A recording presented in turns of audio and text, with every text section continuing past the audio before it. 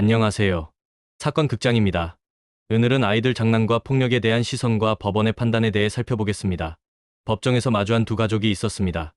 한쪽은 상처받은 아이를 안고 있었고, 다른 한쪽은 아이들 장난이라며 어깨를 으쓱했습니다. 과연 법은 누구의 손을 들어줄까요? 2024년 8월 15일, 대전지방법원에서 김재호 판사가 명가 선고대에 섰습니다. 학교폭력 피해 학생과 그 부모가 낸 손해배상 청구, 소송 사건을 선고하겠습니다. 이 판결이 나오기까지는 2년이 넘는 긴 여정이 있었습니다. 그 시작은 2022년 3월 한 초등학교 교실에서였습니다. 초등학교 4학년 김민준과 이현우. 겉보기에는 평범한 같은 반 친구들이었습니다. 현우야, 그만해. 아파라고 민준이 말했지만 현우는 뭐가 아파? 이것도 아파. 라며 계속했습니다. 처음엔 정말 장난인 줄 알았습니다. 하지만 시간이 갈수록 상황은 심각해져 갔습니다. 2022년 6월 법률구조공단에서 이민수 변호사가 명가 눈물을 글썽이는 한 어머니를 마주했습니다. 어머님, 진정하시고 처음부터 차근차근 말씀해주세요라고 이 변호사가 말했습니다. 변호사님, 우리 민준이가 이가 부러졌어요. 2달 동안 맞고 있었는데 저희가 몰랐어요라며 민준 엄마가 울먹였습니다. 이민수 변호사는 법률구조공단 소속으로 경제적으로 어려운 서민들의 법적 분쟁을 도와주는 일을 하고 있었습니다. 그는 일단 병원 진단서와 학교 조사 자료를 모두 가져와 주세요. 그리고 아이가 당한 일들을 시간 순서대로 정리해서 적어오시고요 라고 당부했습니다. 사건을 시간 순으로 재구성해보면 이랬습니다. 2022년 3월 첫 번째 폭행이 있었습니다. 담임 선생님은 현우가 민준이 머리를 툭툭 치는 걸 봤는데 장난인 줄 알았어요 라고 증언했습니다. 4월에는 상황이 더욱 악화되었습니다. 목격 학생은 복도에서 현우가 민준이 목을 졸랐어요. 민준이가 숨을 못 쉬는 것 같았어요 라고 말했습니다. 그리고 5월 결정적 사건이 벌어졌습니다. 보건선생님은 아이가 얼굴에 피를 흘리며 왔어요.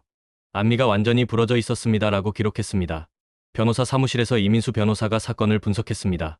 일단 형사적으로는 현우군이 10세 이상 14세 미만이니까 촉법소년입니다. 소년법 제4조에 의해 형사처벌은 받지 않아요. 민준 아빠가 그럼 아무 처벌도 없다는 말인가요? 라고 물었습니다. 아닙니다. 형사책임과 민사책임은 완전히 별개예요. 민법 제755조를 보시면 이 변호사가 설명을 시작했습니다. 민법 제755조 책임 무능력자의 감독자 책임 조항에 따르면 미성년자가 타인에게 손해를 가한 경우에 그 미성년자에게 책임 능력이 없을 때에는 이를 감독할 법정 의무가 있는 자가 그 손해를 배상할 책임이 있다고 되어 있습니다. 현우 부모에게 감독 의무 위반으로 손해배상 책임을 물을 수 있습니다라고 배 변호사가 설명했습니다. 상대방과의 첫 대화는 순탄하지 않았습니다. 현우 아빠는 애들끼리 놀다가 생긴 일을 왜 이렇게 크게 만들어요? 치료비도 얼마나 된다고. 배문영 변호사는 지속적이고 일방적인 폭행은 단순한 장난이 아닙니다. 그리고 치료비만이 아니라 정신적 피해에 대한 위자료도 있습니다. 현우 엄마는 위자료요? 애가 고작 10살인데 무슨 위자료요? 라며 반발했습니다. 배 변호사는 단호하게 나이가 어리다고 해서 정신적 고통이 덜한 건 아닙니다라고 답했습니다. 몇 차례 합의 시도가 있었지만 모두 결렬됐습니다. 현우 측 변호사는 전화로 저희 의뢰인은 자녀가 특별히 잘못한 게 없다고 봅니다. 다만 인도적 차원에서 치료비 50만 원 정도는 지급할 용의가 있습니다라고 제안했습니다. 배문영 변호사는 50만 원이요? 벌써 치료비만 200만 원이 넘게 나왔는데요. 게다가 앞으로 임플란트까지 해야 할 상황입니다라고 반박했습니다. 민준 엄마가 변호사님, 우리 아이가 잘못한 게 뭐가 있나요? 왜 이렇게 당당히 할 수 있는 건가요? 라고 물었을 때 배 변호사는 어머님, 법정에서 만나죠. 증거는 충분합니다라고 단언했습니다. 배문영 변호사는 혼자 중얼거렸습니다. 이 사건의 핵심은 3가지다. 첫째, 가해 행위의 불법성. 둘째, 손해의 발생과 인과관계. 셋째, 부모의 감독 의무 위반. 그는 치밀하게 소장을 준비했습니다. 직원에게 의료기록 전부, 학교폭력심의위원회 결과, 목격자 진술서, 상담 기록까지 모두 증거로 제출합니다라고 지시했습니다. 소장의 청구 취지는 다음과 같았습니다. 치료비 190만 원, 향후 치료비 300만 원, 위자료 1000만 원, 그리고 소송 비용은 피고들이 부담할 것을 요구했습니다. 드디어 1차 변론 기일이 왔습니다. 정도영 판사가 먼저 원고 측에서 사실관계를 말씀해 주십시오라고 말했습니다. 배문영 변호사는 판사님, 이 사건은 단순한 아이들 장난이 아닙니다. 2개월에 걸친 지속적이고 일방적인 폭력행위입니다라고 주장했습니다. 현우 측 변호사는 즉시 이에 있습니다. 학교에서도 단순한 다툼으로 결론지었고 심의위원회에서도 경미한 조치만 내려졌습니다라고 반박했습니다. 배 변호사는 경미한 조치라고요? 학교 봉사와 특별교육은 명백히 가해 행위를 인정한 조치입니다라고 응수했습니다. 증거 제출 과정에서 배문영 변호사는 갑 제1호증부터 제15호증까지 모두 가해의 행위의 객관적 증거들입니다라고 발표했습니다.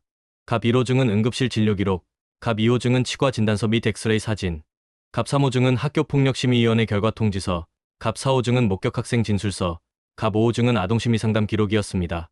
피고 측이 반박에 나섰습니다. 현우 측 변호사는 원고 측 주장은 과장되고 일방적입니다.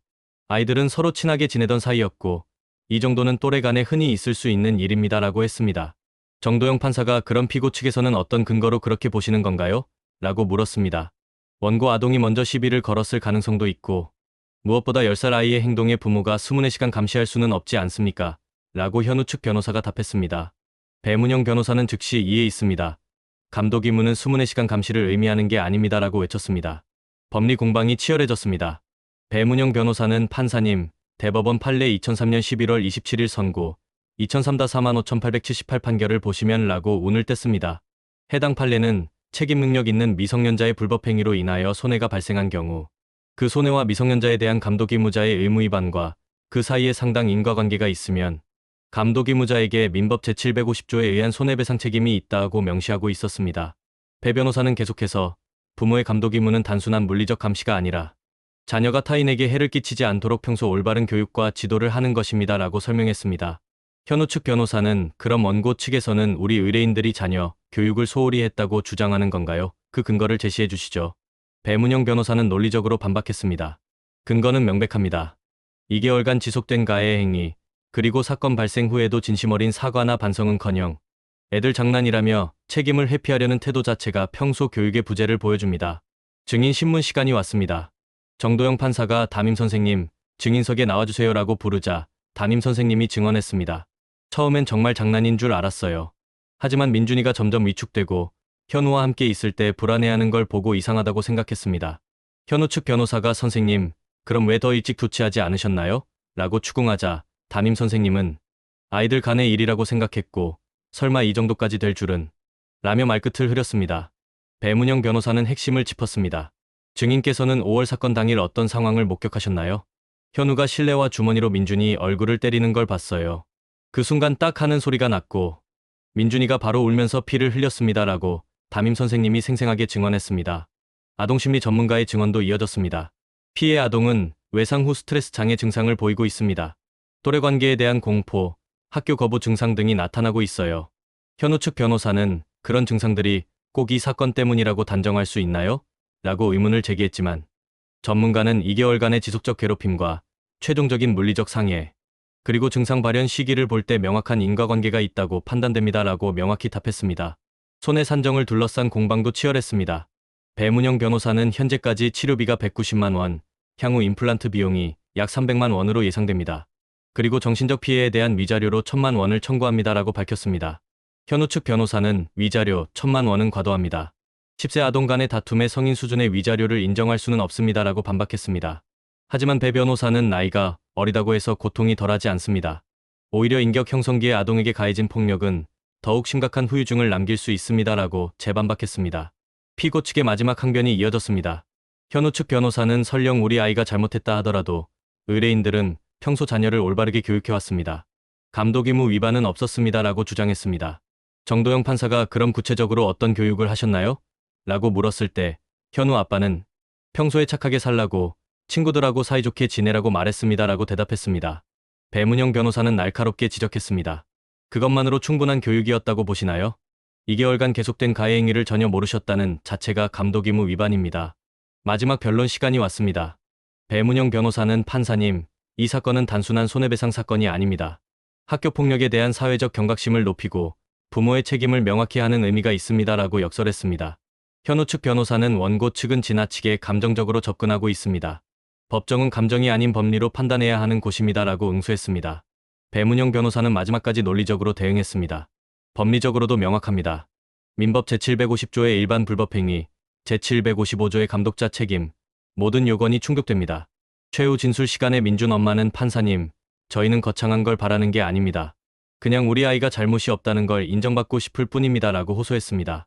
현우 엄마는 저희도 아이가 친구를 다치게 한 건 미안하지만 이렇게까지 해야 하는 건지 라며 복잡한 심경을 드러냈습니다. 정도영 판사는 변론을 마치겠습니다. 선고일은 추후 지정하겠습니다라고 발표했습니다. 드디어 선고일이 왔습니다. 정도영 판사가 주문을 읽어 내려갑니다. 피고들은 연대하여 원고들에게 1313만 원을 지급하라. 판결 이유를 설명하겠습니다. 가해 학생의 행위는 지속적이고 일방적인 폭력으로서 명백한 불법행위입니다라고 판사가 말했습니다. 이어서 피고들은 미성년인 자녀를 감독할 의무가 있음에도 이를 게을리했고 사건 발생 후에도 적절한 조치를 취하지 않았습니다라고 지적했습니다. 마지막으로 피해 학생이 폭행을 유발할 만한 어떤 행동도 하지 않았다고 보이며 책임을 줄여달라는 피고들의 주장은 받아들이지 않습니다라고 판시했습니다. 선고 후 민준 엄마는 눈물을 글썽이며 변호사님 정말 감사합니다. 이제야 우리 아이가 잘못이 없다는 걸 인정받았네요 라고 말했습니다. 배문영 변호사는 어머님이 포기하지 않으셨기 때문입니다. 하지만 진짜 중요한 건 민준이가 완전히 회복하는 것이에요 라고 답했습니다. 현우 측 변호사는 항소를 검토하겠습니다 라고 했지만 배 변호사는 그건 자유이지만 2심에서도 결과는 마찬가지일 겁니다 라고 자신 있게 말했습니다. 이 판결은 여러 면에서 의미가 컸습니다. 촉법소년이라는 이유로 면책되는 건 형사 책임뿐이며 민사상 손해배상 책임은 별개라는 점을 명확히 했기 때문입니다. 배문영 변호사는 후에 인터뷰에서 학교폭력은 애들 장난이 아닙니다. 부모들이 자녀 교육에 더욱 신경 써야 하고 피해가 발생했다면 적절한 배상이 이뤄져야 합니다라고 말했습니다. 한 교육학 교수는 이번 판결은 부모의 감독 임무를 구체화했다는 의미가 있습니다. 단순히 물리적 감시가 아니라 올바른 인성교육의 중요성을 강조한 거죠라고 평가했습니다. 현재 민준이는 중학생이 되었습니다. 여전히 치료를 받고 있지만 조금씩 회복되고 있다고 합니다. 법원에서 제가 잘못하지 않았다고 해줘서 좋았어요. 이제는 친구들과도 잘 지내요라고 민준이가 말했습니다. 한편 현운의 가족은 항소를 포기하고 판결금을 지급했다고 합니다. 뒤늦게나마 진심 어린 사과도 전했다고 하네요. 민준 엄마는 사과를 받고 나니까 마음이 좀 편해졌어요. 처음부터 이랬으면 좋았을 텐데 라고 소회를 밝혔습니다. 작은 폭력이 만든 큰 상처, 그리고 그 책임의 무게. 법정에서 내린 이 판결은 단순히 한 사건의 끝이 아니라 우리 사회가 학교폭력을 바라보는 새로운 시각의 시작일지도 모릅니다. 이 이야기는 2024년 대전지방법원의 실제 판결을 바탕으로 재구성되었습니다. 도움이 필요하시면 117 학교폭력 신고센터나 132 법률구조공단으로 연락하시기 바랍니다. 오늘도 이야기가 유익하셨다면 구독과 좋아요 바랍니다.